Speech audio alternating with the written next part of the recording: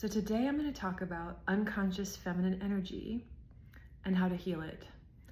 And I love talking about balancing the genders, the male and the female, the mind and the emotions, because literally it's the most important thing we can do to align ourselves to be able to channel the will of God, because God is the only doer. But when our male and female aren't working together, the energy of God like crashes in on itself in our lives, right? In rumination in the emotional body, in paralysis and confusion in the mental body. So when we bring them together, now we can channel the will of God, which feels peaceful. It feels relaxing. We're at rest because God is at rest. God is both, as Dr. Joe Dispenza brilliantly points out, God is both completely at rest and has infinite speed. So when we're completely at rest, we can manifest things very quickly and things come to us. But if our feminine energy is not in its beautiful, magnetic, healthy state, it's stuck playing games, okay? This is how it is. Like when we don't trust God, when we doubt, when we don't accept ourselves, and therefore we keep ourselves in a state of constant tension, things can't flow to us. It's not like God isn't sending you blessings, but you can't receive them if your energies are stuck in these unconscious states. So let's talk about how the feminine energy is stuck in unconscious states, what it looks like. And I want to remind you that your relationships are a literal holographic outpicturing of your internal world. So there is no such thing as one person being unconscious and another person being conscious.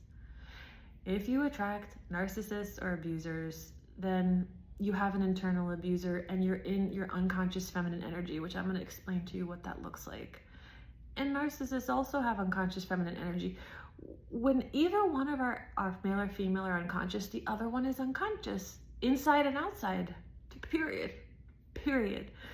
So that's just how it is. And I'm going to tell you what this looks like because sometimes, it's hard to see.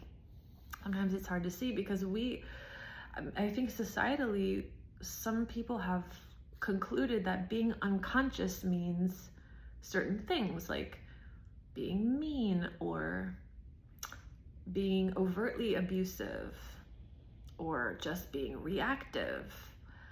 But it's also being disempowered, right? If you have an underdeveloped third chakra, it's a person with a disempowered third chakra is going to resort to forms of emotional seduction to get what they want.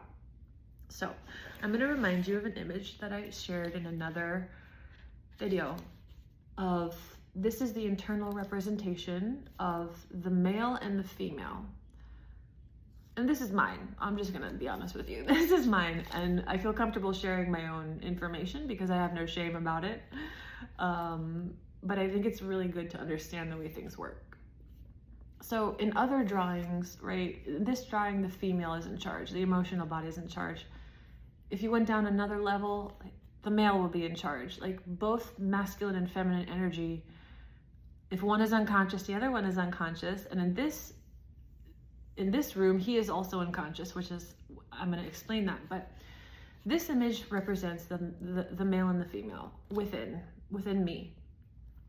And this represents a feeling of worthlessness, self-hatred, doubt, lack of trust in God. And by the way, I've seen this almost exact image in other people. So I've come to the conclusion that this is almost an archetypal story. This is an archetype. This is a common pattern. So in the past, when I couldn't consciously go into these feelings of unworthiness, of grief, of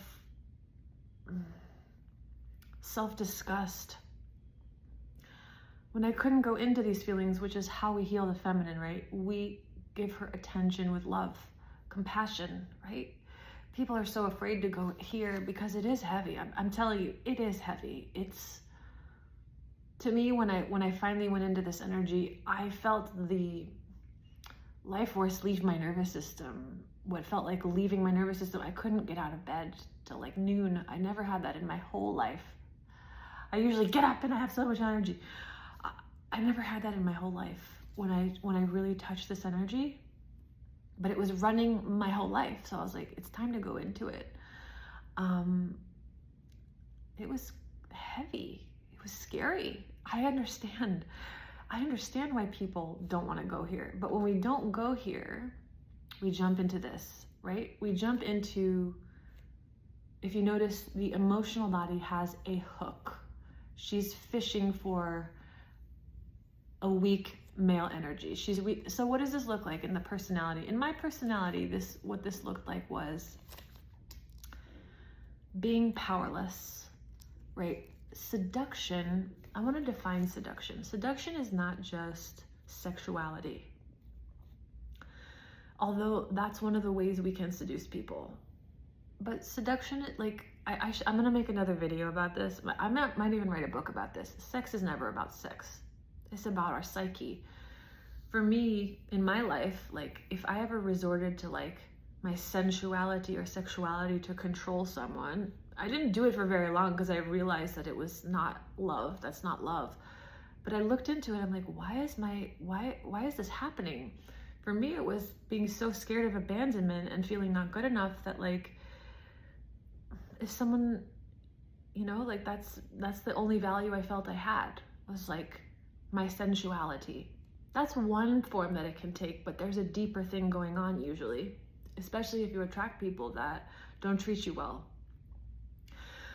And that is that the seductive emotional body, which is magnetic, right? We wonder, like, wait, I feel like I mean well. I feel like I have an open heart. I've always had an open heart. I've always like meant well, but I also had really low self-worth.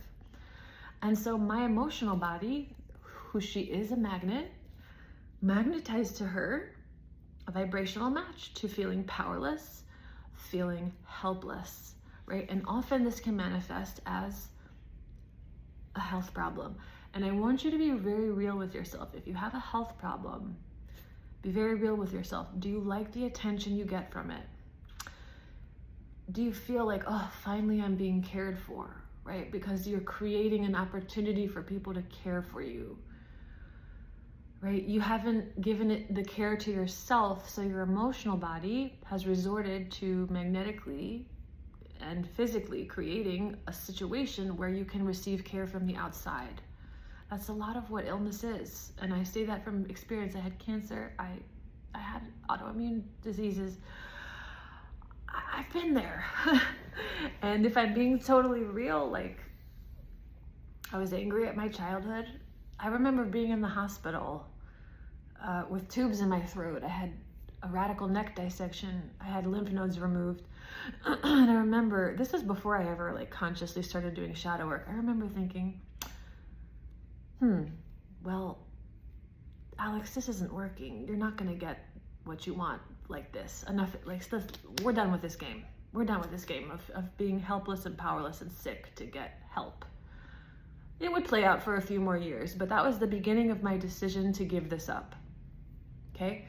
So often what this looks like in an unhealed empath is powerlessness, helplessness. And what's really interesting, I've seen this in both narcissists and empaths. A person that uses their voice to seduce, think about what seduction is. It's to draw someone in by some performance.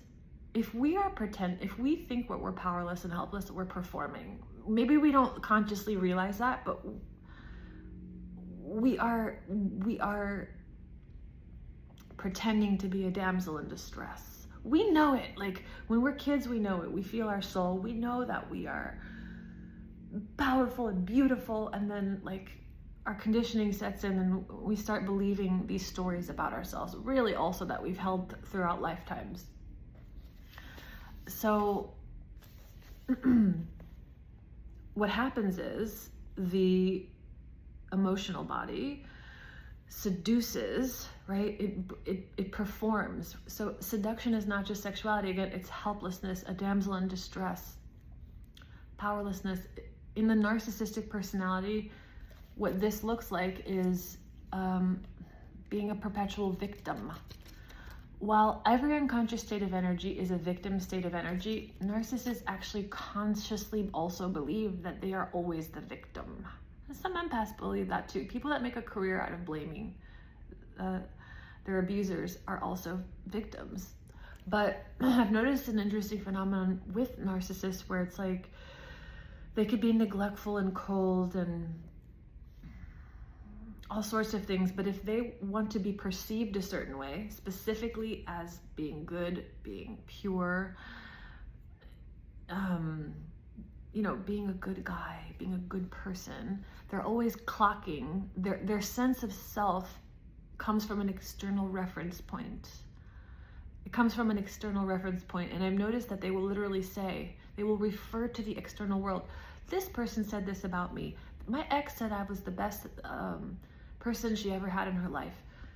Their sense of self comes from an external reference point. They don't refer to their own direct experience because they feel they're very afraid of, they're so terrified of their unlovability that they use their entire life force to receive validation. That's what their seductive feminine looks like. I'm going to receive validation by being charming, by being perfect. A lot of spiritual gurus do this by being, charming, gifted, saying they have no karma, they have no ego, right? They're so pure and amazing because they're enlightened, they have no ego. This is all just this. That's all that is. That's all that is, okay? So seduction is like any kind of performance that you put on to get validation, security. With a narcissist, it's validation. With the empath, it's usually security. It's usually security of not being abandoned. So in more empathic types of people, I have noticed something that other people, including MDs, trauma-informed medical doctors, have noticed, that more women present with autoimmune conditions. The way that disease happens is that the mind, right, our constructs, our beliefs create emotions. The emotions crash into the etheric body. The etheric body gets torn and destroyed, and then it manifests in the physical body. The reason why there are more women presenting with more health conditions, especially at an earlier age, is because women are feeling their emotions more. Usually they're stuck in their emotions more. And when you're stuck in your emotions, look what happens to your mind. It becomes a worm, right? You can't use your mind. You're just like obsessively ruminating in an emotion. You feel like a chicken with your head cut off. You're afraid of abandonment. You feel constant tension and unease because you don't feel good enough. Like, how can your mind do anything? How can your mind do anything if she's ruminating all the time? But see, here's the thing. When you're constantly feeling and playing out the story that you're helpless and powerless, well, the feminine energy creates. That's the feminine energy is the fuel of creation. So if you are really feeling powerless and helpless, not only will you attract someone who will enjoy feeding off of that, but you'll take them because they will provide something for you. You may very well develop health problems. And I wanted to say this.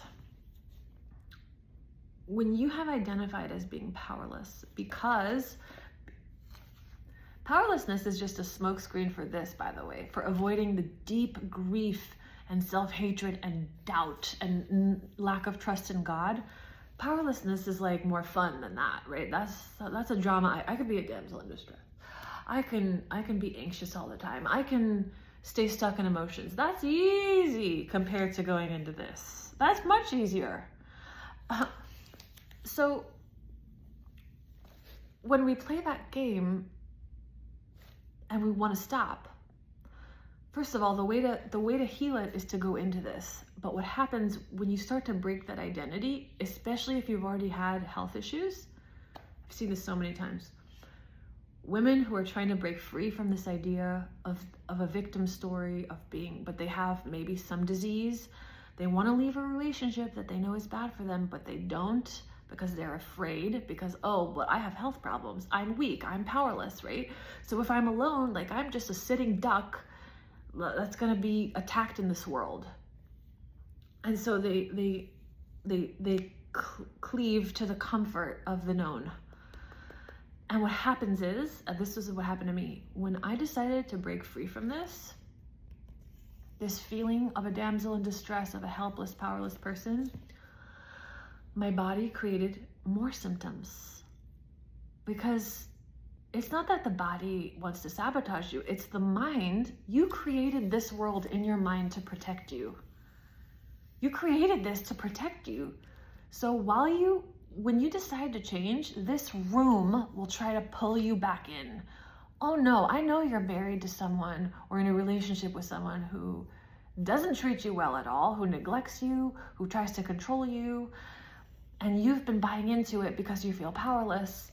Like, this is gonna keep you safe because you don't wanna deal with this. If you're alone, you're gonna have to deal with this, which is unacceptable. This is way too painful. You're never gonna survive this. I promise you, you will.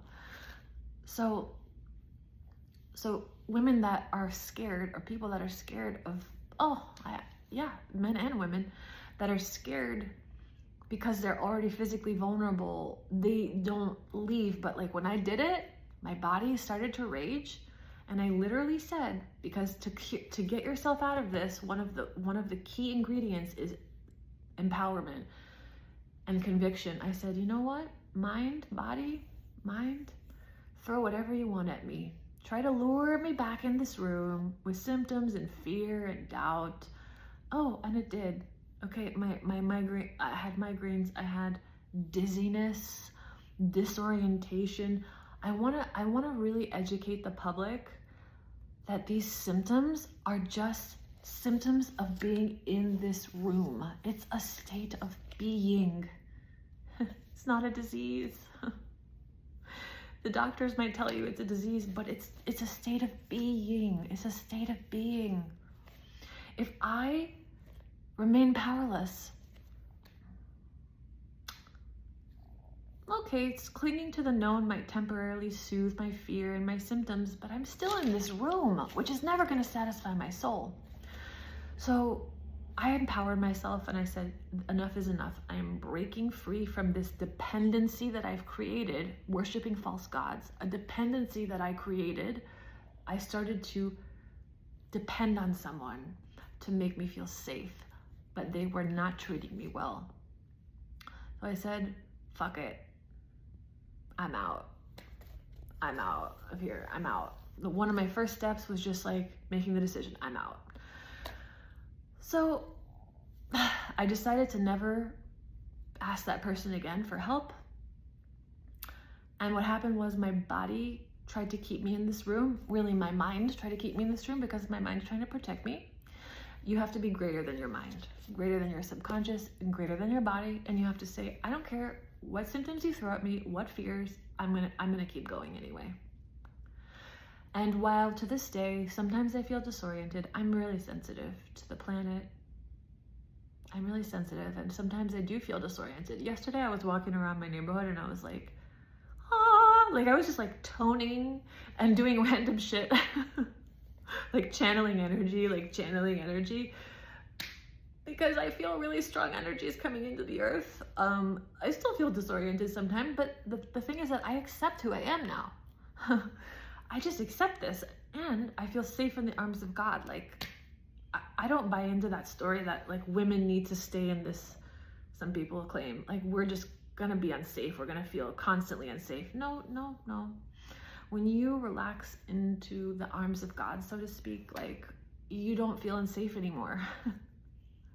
So while I do feel disoriented sometimes, like my symptoms that were flaring up when I tried to leave this situation, they're gone by 90%. The key is will, right? The will to break out of this room. So that's a little preview. That's a little bit of an explanation of unconscious feminine energy, some of the forms that it takes, its seductive qualities, being a victim and being powerless is very seductive, right? What is seduction? Seduction is hypnotizing you to help you get what you want. Inside of you, it's hypnotizing you to believe you're a victim so that you can continue to play these games, so that you can get what you want because you don't trust God. You don't trust God. So at the end of the day, the answer is trust God. Trust God. Trust God. Trust God.